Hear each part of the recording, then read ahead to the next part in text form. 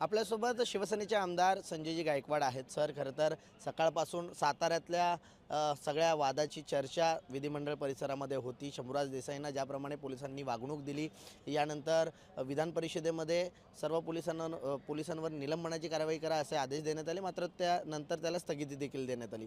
शिवसेना आणि भाजपचा जो काही वाद सुरू आहे, हा शिगेला पोचतोय असं वाटतंय आपल्याला?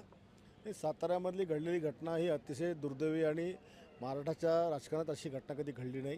त्याच्यामुळे वरच्या सभागृहामध्ये त्याच्यावर कारवाईची घोषणा झाल्यानंतर स्थगित झालं. हे तर निश्चितपणे सरकारमधलं थोडा वादाची थंगी पडल्यासारखं वाटून राहिलेलं आहे.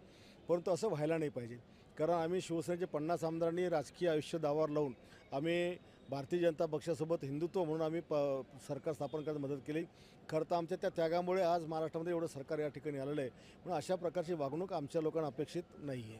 सर, पण यानंतर अजून एक चर्चा होती आहे, ती म्हणजे तुमच्या एका व्हिडिओची.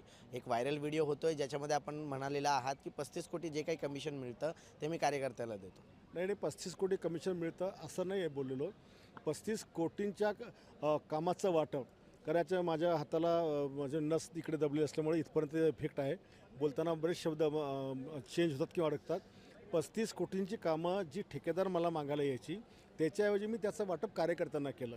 तो कामाच्या शब्दाच्या ऐवजी कमिशन हा शब्द त्याच्यामध्ये आलेला आहे आणि तो चुकून आलेला आहे. त्याच्यामुळे कोणीही त्याला अदरवाईज घेण्याची आवश्यकता नाही किंवा त्यावर राजकारण करण्याची आवश्यकता नाही आहे. पण एकंदरीत सर्वच आता विरोधी पक्षातील देखील काही आमदारांनी याच्यावर प्रतिक्रिया देताना पाहिलं.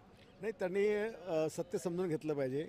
माझा शब्दाचा विपर्यास झालेला आहे, धसमा झाला आहे. त्याच्यामुळं सत्य तपासल्यानंतर त्यांना रिॲक्शन द्यायची दिली पाहिजे. नक्कीच. माझ्याकडून अनावधानाने हा शब्द जो आहे तो गेलेला आहे.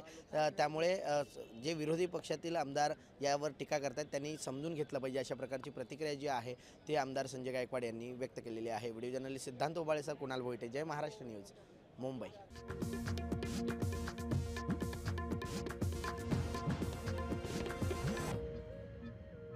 तो जैसे करनी वैसे भरनी ते काल